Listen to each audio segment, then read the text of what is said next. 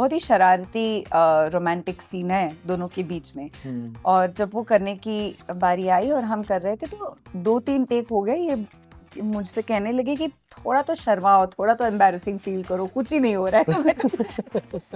किसी की सुन के या किसी की तरह किसी के साथ कंपैरिजन करके आप अपनी लाइफ नहीं बिता सकते हो, जो हमारे शो में भी कहा है। आप तो रियल लाइफ कपल भी हैं। तो आप दोनों की बिल्कुल रियल स्टोरी जो सर को पता चल गई थी बिना बताए। कैमरे बिठाए थे सर, हमारे घर में। हम तो वही बोलते रहते हैं सर को कि आपने शायद हमारे घर में सीसीटीवी कैमरास लगाए हुए हैं या सारे कपल्स के घर में लगाए हुए हैं, क्योंकि इतनी रिलेटेबल ये स्टोरी है। जिस तरीके के रोल्स एज एन एक्टर अगर आपको कुछ चैलेंज करता है तो आप किसी स्टीरियोटिपिकल सोच में अटकते नहीं हैं। आप सोचते हैं कि मुझे कुछ अलग करना है, नया करना है और समाज को भी एक नई सोच दिखानी है।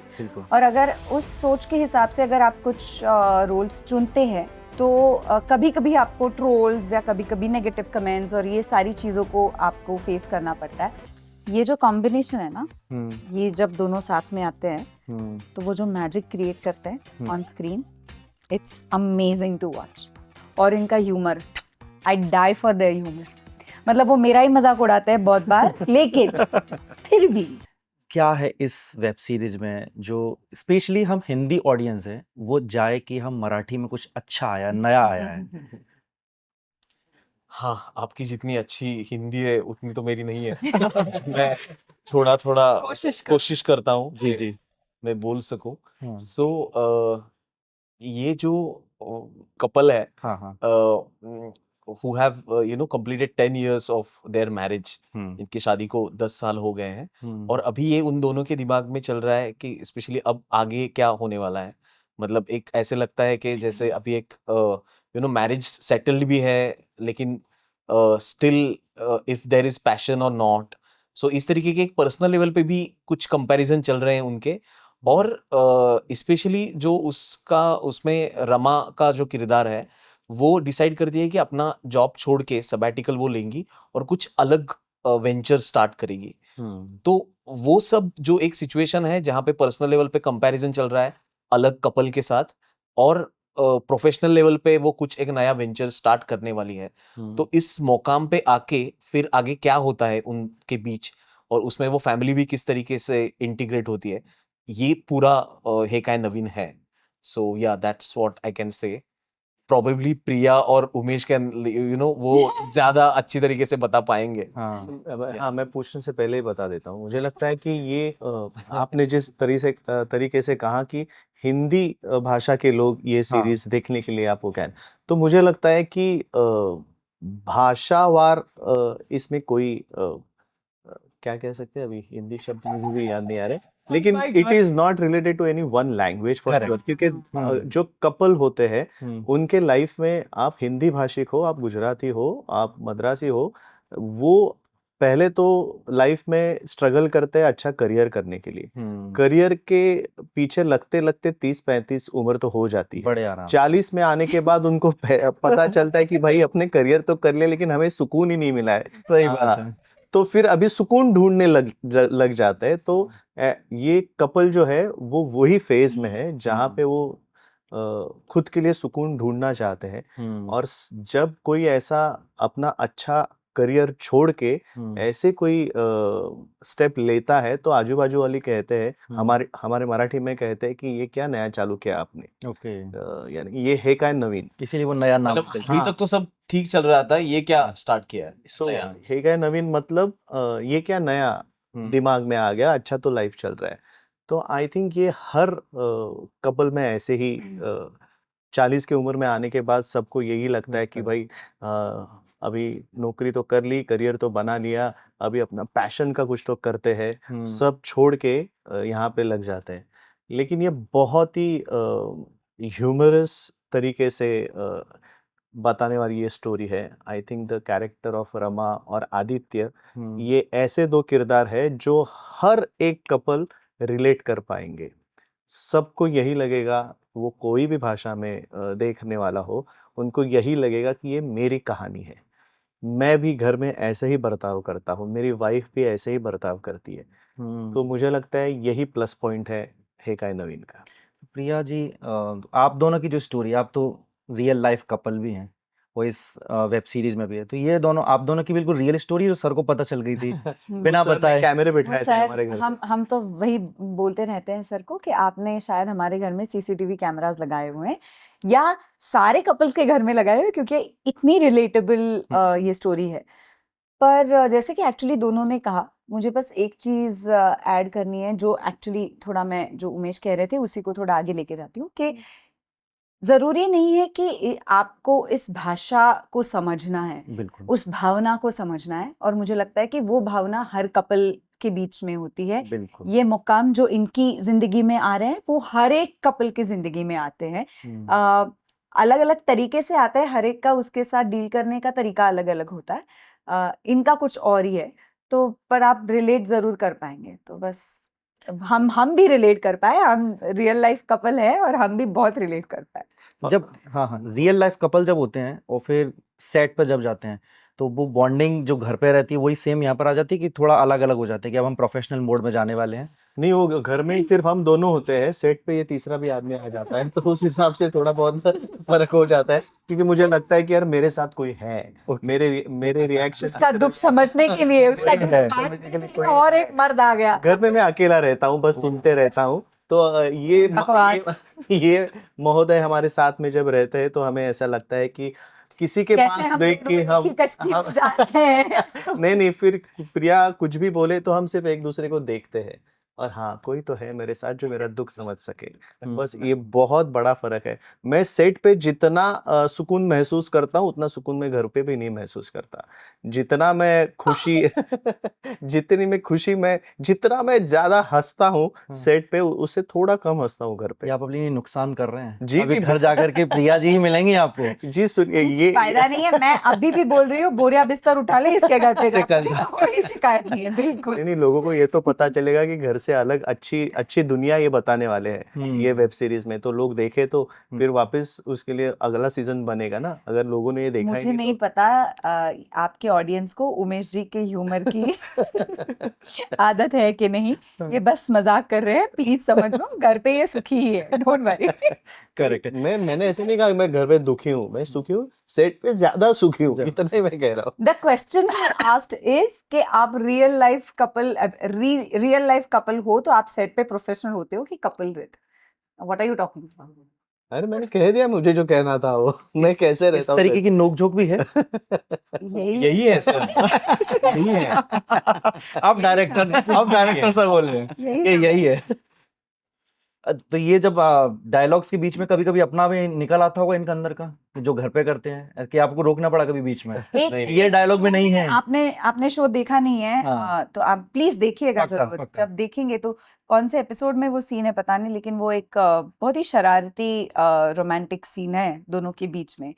और जब वो करने की बारी आई और हम कर रहे थे, तो ये 2-3 टेक हो गए, ये मुझसे कहने लगे कि थोड़ा तो शर्माओ, थोड़ा तो एम्बैरेसिंग फील करो, कुछ ही नहीं हो रहा है तुम्हें तो बोले, एक तो 20 साल से इसको जानती हूँ, ये ऐसे जोक्स से मुझे अभी कुछ होता नहीं है। तो मैं वो फीलिंग लाऊं कहाँ से कि मैं शर्मा रही हूँ, थोड़ा एम्बैरेस फील कर रही हूँ, लेकिन थोड़ा मुझे चाहिए भी वो वो रोमांस, थोड़ा एक्स्ट्रा रोमांस।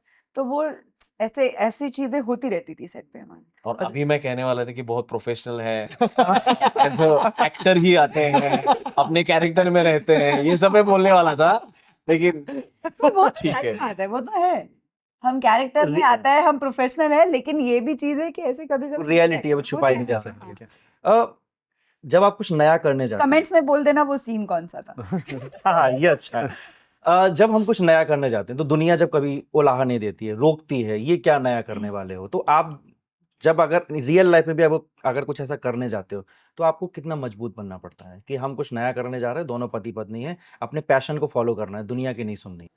बहुत बार एक्चुअली दुनिया की नहीं सुननी है, शायद मैं थोड़ा अलग जवाब दूं, लेकिन जब मैंने मराठी के साथ साथ थोड़ा हिंदी काम करना भी चालू किया था, और जबकि मैं कर रही हूँ अभी भी, मुन्ना भाई MBBS में भी किया आपने। हाँ, उसके बाद भी, हाँ। तो जिस तरीके के रोल्स एज एन एक्टर अगर आपको कुछ चैलेंज करता है, तो आप किसी स्टीरियोटिपिकल सोच में अटकते नहीं हैं, आप सोचते हैं कि मुझे कुछ अलग करना है, नया करना है और समाज को भी एक नई सोच दिखानी है। बिल्कुल। और अगर उस सोच के हिसाब से अगर आप कुछ रोल्स चुनते हैं तो कभी कभी आपको ट्रोल्स या कभी कभी नेगेटिव कमेंट्स और ये सारी चीज़ों को आपको फेस करना पड़ता है, जो भी हमारे साथ हुआ। और जब जब जब वैसी सिचुएशंस आई तब तब मुझे लगता है कि हम दोनों ने हमेशा ये डिसाइड किया है कि हमें पता है हमने ये क्यों किया और हमें कुछ अलग करना था। हमें पुराने विचारों को पकड़ के बैठना नहीं है। तो अगर कोई भी नेगेटिव कमेंट्स आते हैं, कोई भी ट्रोलिंग होता है, कोई भी अगर कुछ गलत शब्द यूज करते हैं तो हम उसके बारे में नहीं सोचेंगे। जो हम करना चाहते हैं हम उस पर भरोसा रखेंगे, विश्वास रखेंगे कि हम सही कर रहे हैं। और जो नया, अगर किसी भी तरीके का नया काम हो, मोस्टली हमारे इसमें वो चॉइसेस ऑफ स्क्रिप्ट्स ही रहे हैं कि अगर आपको कुछ एडवेंचरस स्क्रिप्ट्स चूज करने हैं, जो कि आप एक कलाकार हो, आप डेफिनेटली करोगे। आपको एक टिपिकल एक्टर बन के नहीं रहना है। तो वो बॉक्स को तोड़ने के लिए आप जो करना चाहे आप करोगे।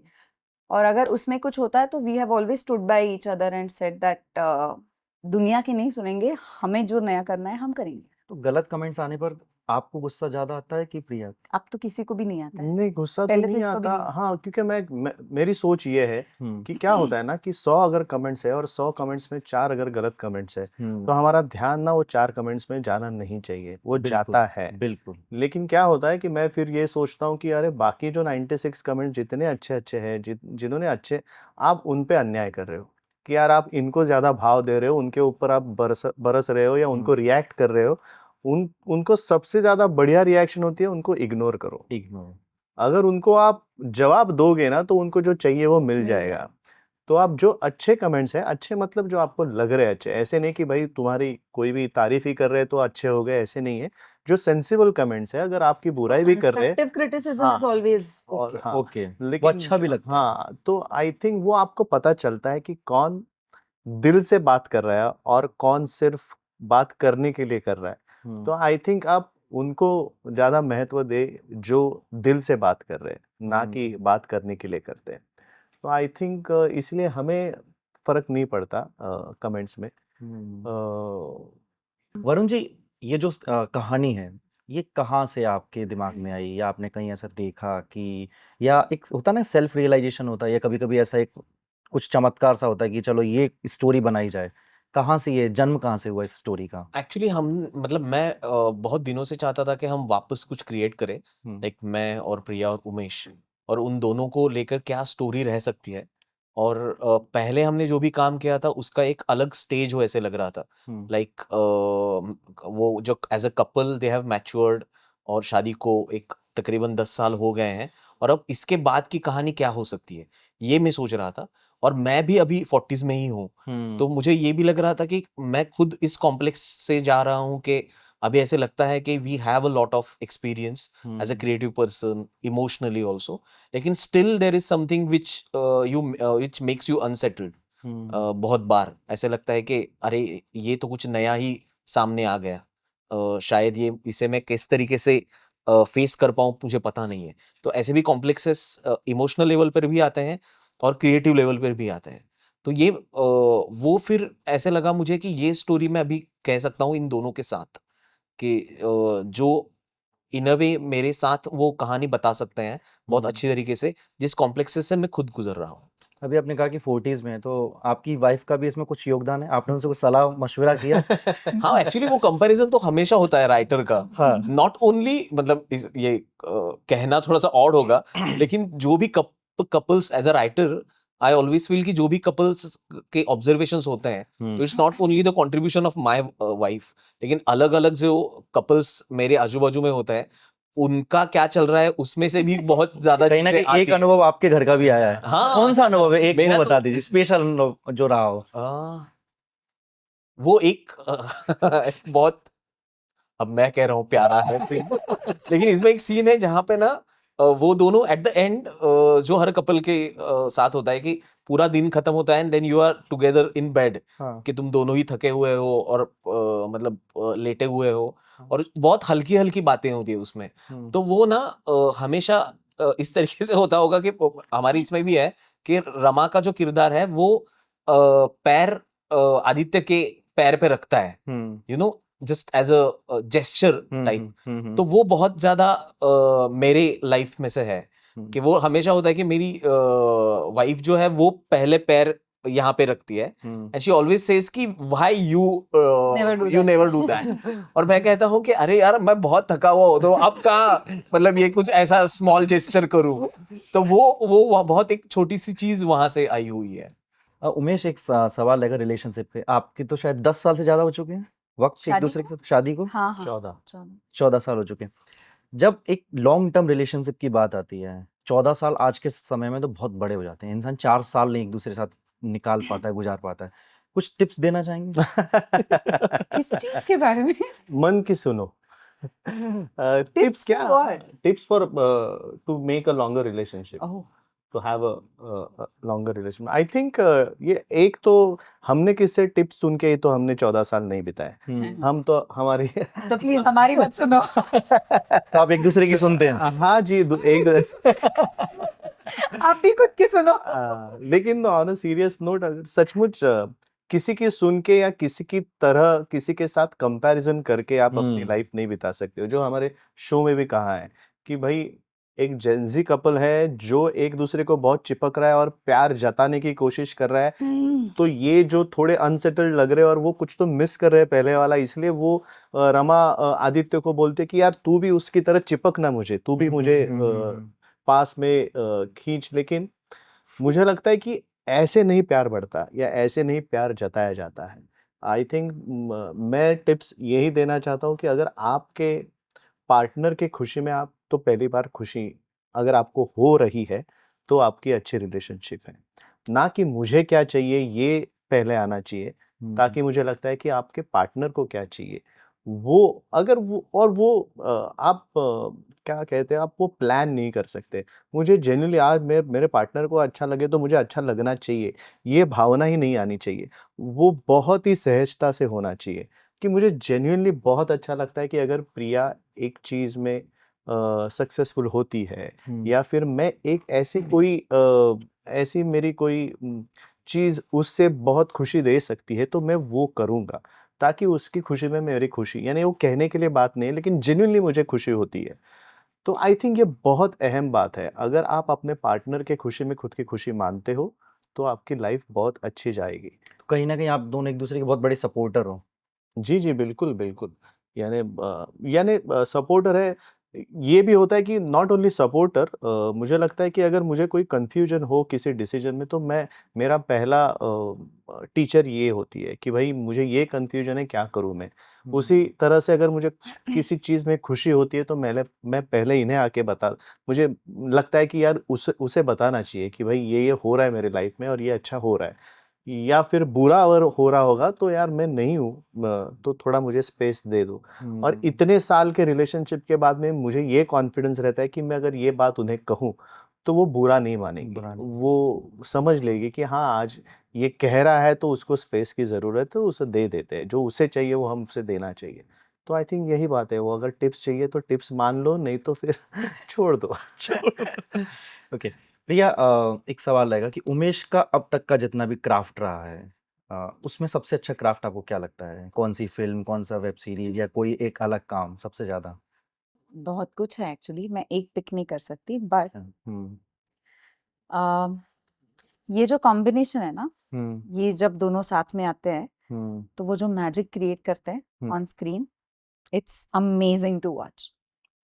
सो आई थिंक जब भी उमेश को वरुण ने डायरेक्ट किया है और अगर वरुण ने कुछ उमेश के लिए लिखा है तो वो जो कॉम्बिनेशन स्क्रीन पे होता है, I am not taking away from your craft, but I am just saying कि Even I अगर enjoy more with तो वो सबसे, एंड मैं ये इसलिए नहीं कह रही हूँ क्योंकि हे काय नवीन है और ये दोनों इस प्रोजेक्ट में हैं, बट मुझे बहुत अच्छा लगता है जब ये दोनों कुछ इनकी केमिस्ट्री कुछ अलग ही है और वो बहुत बहुत कमाल का क्रिएट होता है स्क्रीन पे। जब आप you start looking at a man very differently, मतलब एक हमारी हमारी हमेशा स्टोरी टेलिंग में ना हम बहुत सारे इमोशंस औरतों को दे देते हैं, लेकिन वरुण की राइटिंग में हमेशा से ये होता है, वो सटल होता है, वो सबटेक्स्ट होता है। मेन इमोशंस, मर्दों को जो फीलिंग होती है ना, वो सबटेक्स्ट में होता है, वो बहुत अंडरकरंट होता है, वो ऐसे सामने खुल के आके प्ले नहीं करते। लेकिन वो जो होता है वो बिना बोले आपको फील करवाना जो होता है, वो ये दोनों बहुत अच्छे तरीके से करते हैं। और इनका humour, I die for their humour. मतलब वो मेरा ही मजाक उड़ाते हैं बहुत बार, लेकिन फिर भी मुझे वो बहुत अच्छा लगता बहुत अच्छा लगता है। और आपको प्रिया का कौन सा काम अब तक सबसे बेस्ट लगा, सबसे अच्छा? अरे बहुत सारे काम है। आई थिंक सिटी ऑफ ड्रीम्स का उनका किरदार तो, क्योंकि क्या होता है ना कि प्रिया कोई भी काम एवे एवे ऐसे नहीं कर देती है कि आज एक प्रोजेक्ट है तो कर लो कर लो, तो ऐसे उसका कोई भी काम नहीं होता। मैं उसको उस हिसाब से बहुत जेलस फील करता हूँ कि भाई एक तो वो बहुत चूजी है। मुझे लगता है कि वो कुछ ज्यादा ही चूजी है, इतनी चूजी नहीं रहना चाहिए। ऐसे मुझे लगता है कि भाई थोड़ा ज्यादा काम करो। इतना चूजी आपको लेकर हुई थी कभी शादी करते वक्त? शायद हुई, तो उतना मौका ही नहीं दिया, क्योंकि इतने बचपन में उसको उन्होंने प्यार उसका जताया कि शायद उन्होंने बाकी यानी तभी चूजी रहने के लिए, आई डोंट नो अभी उसको चॉइस मिलता होगा, यानी अगर रुकती तो और मिल जाता था, फिर पता चलता था कि वो चूजी है कि पहला ले लिया खत्म हो गया बात।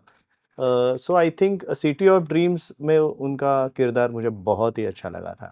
बाद में वजनदार करके फिल्म की थी, उसमें उन्होंने जो बॉडी ट्रांसफॉर्मेशन की थी। सो हर एक प्रोजेक्ट में वो इतना कुछ डाल देती है अंदर, बस 24/7 वो वही प्रोजेक्ट की दिमाग में वही प्रोजेक्ट रहता है, और वो किरदार के लिए जितना ज़्यादा मेहनत करनी चाहिए उतनी वो करते हैं, उससे ज़्यादा करती है। सो आई थिंक हर एक किरदार, और डेफिनेटली ये जो सीरीज़ हम कर रहे हैं, आई थिंक हम लोग के जो ये कह रही है कि हम दोनों का ट्यूनिंग बहुत अच्छा है, और हमेशा उसकी ये कंप्लेंट नहीं है, वो शिकायत रहती है कि हमारा ही ज्यादा ट्यूनिंग है। लेकिन आई थिंक हेकाई नवीन में हमारे ट्यूनिंग का सबसे ज्यादा फायदा इन्होंने लिया है, और one of the best performance उन्होंने ये सीरीज में दिया होगा, जो पब्लिक जो आपको 27 मार्च के बाद देखने को मराठी ZEE5 पे जरूर देखने को मिलेगा। तो अगर आप कुछ कहना चाहें फैंस को लास्ट में, ऑडियंस को? कुछ नहीं, बस सीरीज जाके देखिए, क्योंकि एक तो आप ये सबटाइटल्स के साथ देख पाओगे तो अगर आपको मराठी भाषा समझ भी नहीं आ रही है, तभी I am sure without reading subtitles also आपको शो ज़रूर समझ आएगा, उसकी फीलिंग्स ज़रूर समझ आएंगी। लेकिन अगर आप सबटाइटल्स के साथ भी शो देखेंगे तो भी आपको उतना ही मज़ा आएगा। तो प्लीज़ हमारा शो देखिए, आ रहा है मराठी ZEE5 पर, हेकाई नवीन। और एक बहुत छोटी बात है, लेकिन मराठी फूड अगर आपको पसंद हो तो जरूर हमारी सीरीज देखिएगा, क्योंकि बहुत ज्यादा मराठी फूड है इसमें। बहुत फूड है। क्या क्या पकाया, एक दो चीजें बताना चाहें? क्या क्या पकाया गया है? पकाया दड़पे पोहे हैं, which is I don't know how to explain दड़पे पोहे। दड़पे पोहे पोहे का एक हमारे यहाँ पे नॉर्थ में भी और यहाँ पे भी वर्जन बनता है, जिसमें हम ऑयल के साथ वो बनाते हैं। उसको मतलब तड़के में डालते नहीं है, उसको सूखा बनाते हैं, उसके ऊपर तड़का डालते हैं। ओके, क्योंकि मैं MP से आता हूँ तो पोहा तो हमारे यहाँ की जान है। हाँ, तो ये एक अलग वर्जन होता है Dadpe Pohe. One of the recipes of Pohe, जिसमें कच्चा प्याज जाता है, मतलब बारीक कटा हुआ कच्चा प्याज जाता है। कोई लोग उसमें सफेद काकड़ी भी डालते हैं, नारियल जाता है, टमाटर हाँ, कुछ लोग टमाटर डालते हैं, कुछ लोग नहीं डालते हैं। ओके, तो मतलब कहीं ना कहीं बहुत मसालेदार भी रहने वाला है। चलिए, बहुत सारी चीजें, वरण भात है, बहुत सारी अच्छी गुड लुकिंग थालियां हैं, श्रीखंड पूरी है, और क्या क्या है इसमें। और शूट के बाद फिर वही खाई भी जाती है। वो श्रीखंड पूरी का उस दिन पूरा लंच वही था। चलिए, बहुत बहुत धन्यवाद आप तीनों का। Thank you so much. Thank you so much.